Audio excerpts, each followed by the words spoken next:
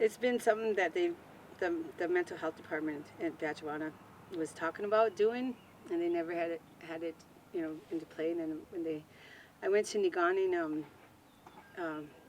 Mino Bamatsuwa, I can't pronounce it, but it's an employment program that they were running through Niganing, and I got accepted into it. Afterwards, they tried to find you placement, right? So, but this is what I want to do. She's like, I want to get the meal program up and running. I said, okay, when do we start? She, Thursday. It's like, right. Hopping right into yeah. it. So it started out slow, but then because we have 3 land bases, there's Batchewana or Rankin, there's Guli Mission, and there's Obadjuwan. That's out in Batchewana. Anyways, because we have those 3 land bases, we have to provide for all 3. So it started out, I was doing it, 1 week I'd do Rankin, and then I'd go to Guli, then I'd go to Batchewana, the following weeks, right? And then I started finding cooks, volunteers to come in and cook. And so every Thursday, they'd have theirs at the same time we had ours. And done. I don't know what happened there, but all of our purchase orders stopped, so that meant that all of our programming stopped.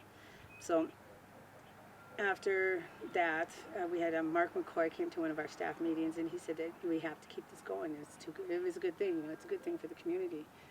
And so he started donating the money for the lunches and then paying for the rentals.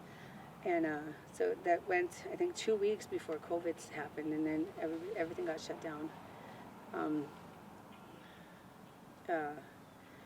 After, I don't know, sometime in the summertime, I gave him a call and I said, Mark, let's get these lunches going. I don't think we have to do it through the band, right? And he was like, no, we don't. He says, we could do it, but where would we cook? And I said, well, I can cook at home. At the time I had a home.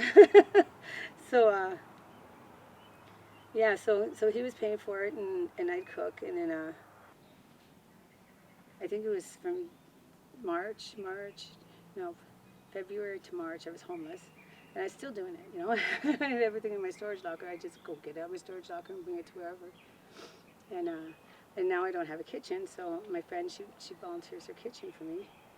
And I don't have a vehicle. I usually borrow my friend's vehicle, but I was too late to catch him last night. He was sleeping. But everything's volunteer or donated, so. The way to do it was soya, right? I said, how about if we do this? How about if I cook and we bring it down to soya and work with them, because they do their Tuesday, Thursday, and Saturdays where they're open for anybody to come in and take. Everything there is free, like you see when we just walked in there, right? I just grabbed stuff for this house here. Everything's free. Food was free, so then we're providing lunches, and I told Mark, a lot of our members are down there too. So it's like, yeah, this work, and our lunches are not just members. We want everybody. It's for anybody and everybody who wants to come and eat, either if they're hungry, even if they want to come socialize, just some place where they can come, But because of COVID, it's changed a little bit. So then we started working with soya. And I think we were only 2 weeks into that, and then I come up with this idea, hey, why don't we deliver? And he's like, yeah, I can deliver, So we delivered to about, I think he was doing like 15 people on the res, and and some people that were off the res here too. And we started with just him delivering, and then I think it was only 2 weeks before I started getting volunteers. They volunteer, come in and deliver. And then that took off. Now I'm making 40 lunches for delivery, and then I also make another pot for soya. So I'm pretty busy on Friday and Saturdays. We've had a couple people, well, the one person come in and she's helped me cook. She took over the cooking 1 week. Last week I had to take off because it's hard on me, But I do it, and because I know, people are going to get fat and people are going to like my cooking. So I do it, and I do it because I have to have balance in my life, and because I'm not perfect, of course, I've been struggling with addiction and alcoholism since I was like 12 years old, and I have to have balance. I have to have something to ground me. So I do this, and it keeps me from letting myself go nuts, go crazy, and just fall into that pattern, because it's an awful pattern. I call when I used to use really, really hard, I call it my dark ages. So yeah, it's good. It's I don't know. It's like community. You know, like you have to belong to something, and that community is important.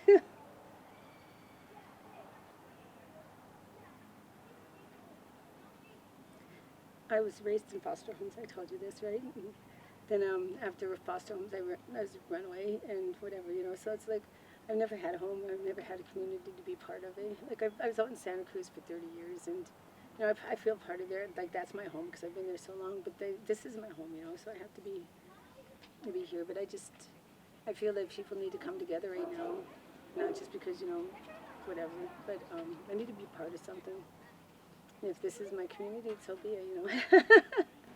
But yeah, it's the lunches are really important to me, so I want to keep them going.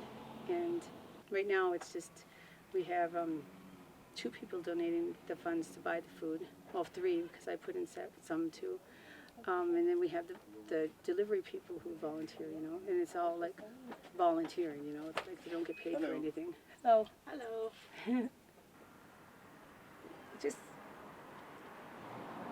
just that it's part of it. Like I feel part of something, and I like. Well, as I mentioned, it keeps me from going over the edge with my use and stuff. But my sister passed away in November, and like I went over the edge with that, and I got lost in my addiction for a while, and I come out of it, you know. And I'm not saying I'm perfect. I'm not saying I'm straight all the time because I'm not, you know. But it helps me from going too far, you know. It helps me from forgetting, you know, that this is the good life, you know. Good life is my grandkids, and this lunch, you know. It's doing good, you know, and it makes me feel good, you know.